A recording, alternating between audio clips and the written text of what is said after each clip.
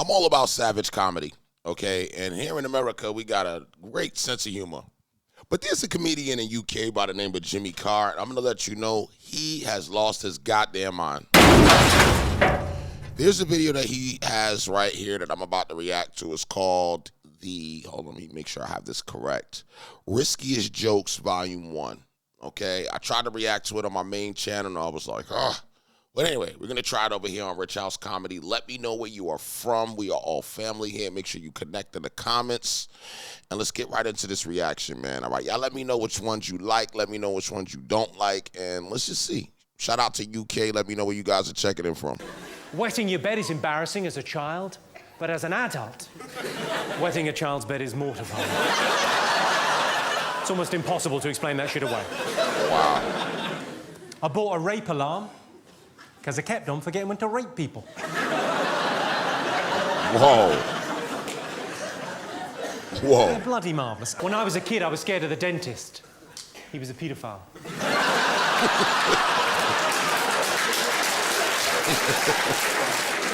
I suppose that begs the question, how many fillings did he give me? Oh, man. Islamic fundamentalist sex dolls. Do they blow themselves up? Oh, my God. In Palestinian passports under occupation, do they just put Israel? That joke is only there to test where the Guardian readers are sitting.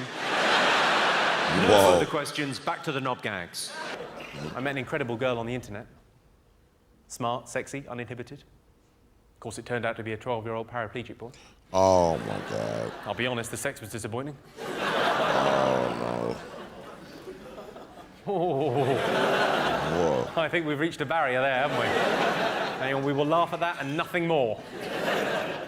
Where is this guy from, and how is he getting away with saying the savageness? I've never heard a comedian go this far. Well, fair enough. I don't want to make a big deal of this, but I recently adopted a newborn African child. He was just £7, plus postage and packing. Oh. That's how they get you. If only they'd put holes in that box. And that is the joke, interestingly, that Richard Curtis said was a bit much for the comic relief gig.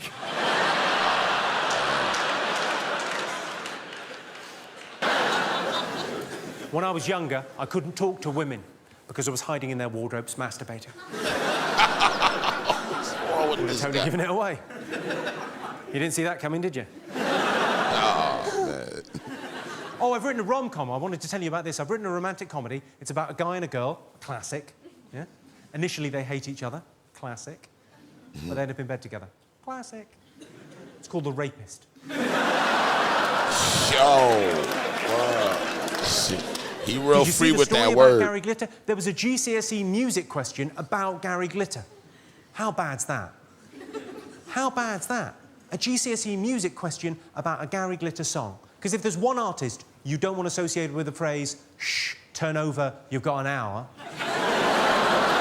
All right, y'all got to tell me who that is. I don't even know who that artist is.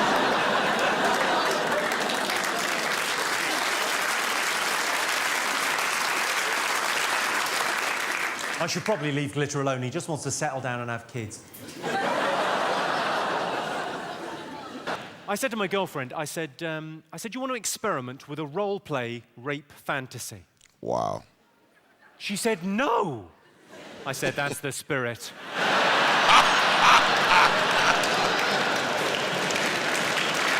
That was funny. That was funny. See, you gotta have tough skin for this guy, because he's extreme. Rape is such a horrible word, though. It's such a harsh, brutal, Wow. awful word. Rape. That's why I prefer to call it a struggle snuggle.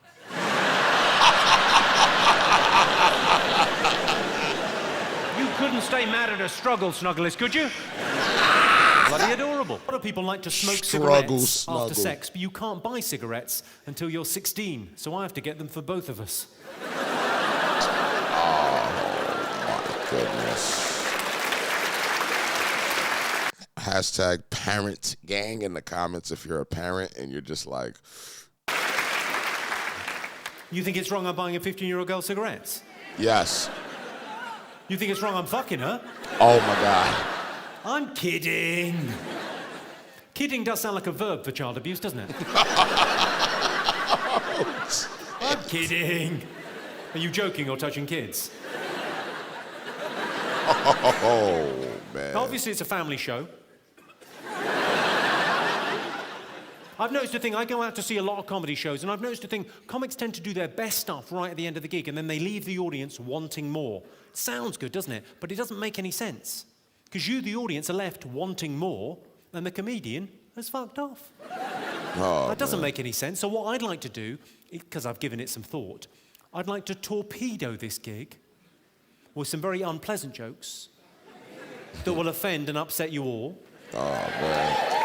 See? Yeah. And then you can all leave thinking, thank fuck that's over.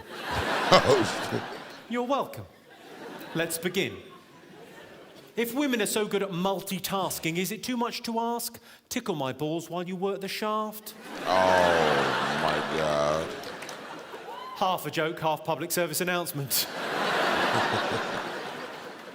I often get asked, are you ever going to get married?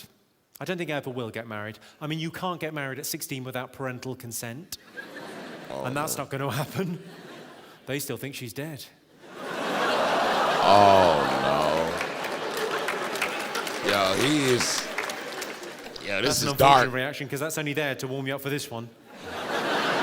It's real dark. Did you all read that story about the girl that was kidnapped and kept in squalid conditions for 18 years? Did you read that story?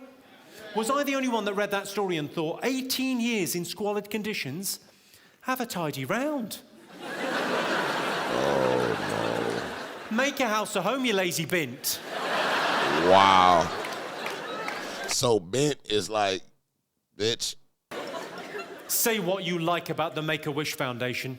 They can work to a deadline. Oh, no.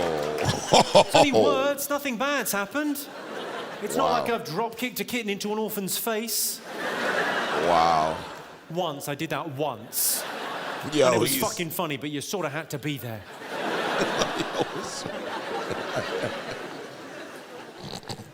I think I've sorted out the credit crunch. I thought you'd be pleased. No, I genuinely, I think I've sorted out the credit crunch. You know what the problem is with the credit crunch, as I in layman's terms, okay? What's the a credit trade, crunch? The turnover, the cycle of business isn't happening in the way it was because businesses and banks and countries have gone bust and no one trusts each other. So how are we going to repair this? How are we going to get things started again, get that virtuous circle up and running? I'll tell you what we do. We build a World Trade Center. Wow. I can see you sat there with your arms crossed thinking that's going to be a fucking big building. We're going to have two of them. Yeah, what's wrong I saw with the this chief guy? of the New York City Police on the news. He said, we will never forget 9/11. I thought, what's your fucking home, not your phone number? Oh, no. Hell nah. Everybody ready, rest in peace in the comments for 9/11. We'll never forget, man. Ever.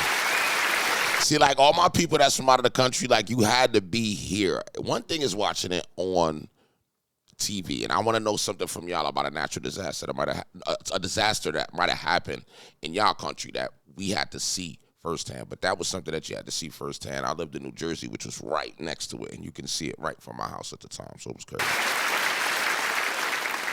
I do love doing these gigs. I mean, I'm so glad I recorded the DVD in Glasgow, but these gigs, just the fact that everyone sort of shares a sense of humour, that's such a sort of special thing. Everyone appreciates as well. Everyone gets it. Everyone in this room gets the fact it's just jokes. We're just messing around, trying to have a laugh together. Exactly. It's just messing, you know. These jokes aren't who I am.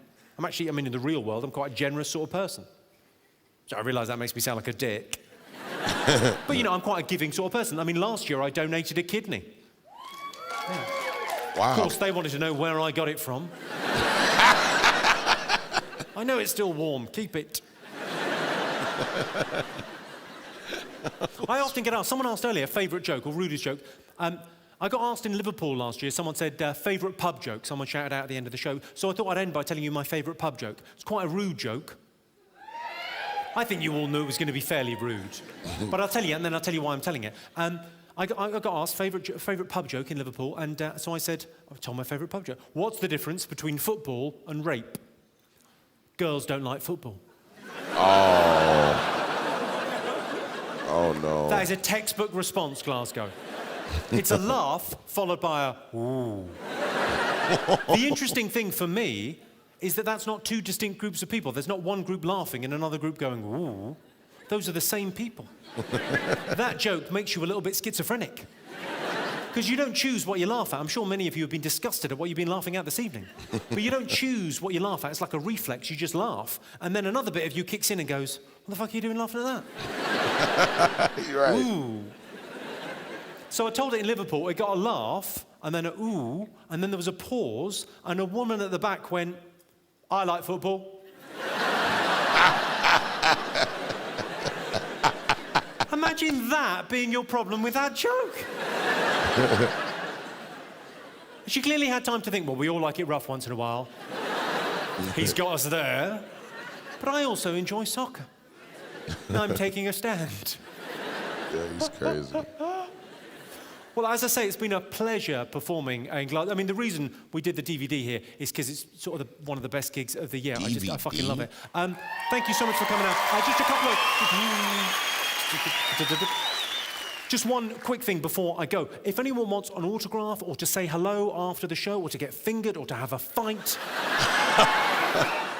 whatever you would like, I'll be down there in that corner. I'm more than happy to wait as long as it takes. Thank you so much for coming out to see me, and I'll see you all again next year. Thank you very much indeed. So I want to know, is this the top UK comedian? Because y'all was talking about him a lot. Y'all was bigging him up. You know what I mean? Is this the top dog? Who's the top dog in UK comedy? I want to know. This was cool. It's kind of, you know what I mean? I don't need something hard. I need something that's more funny, fast-paced. He's cool. It's just too much kid jokes. Some of them were funny. Some of them was like, But, you know, he's a comedian. He's allowed to talk about whatever he wants. Let me know what y'all thought about this in the comments, guys. Make sure y'all subscribe at the top bell, man. Any suggestions, put them in the comments. Other than that, I'm out of here.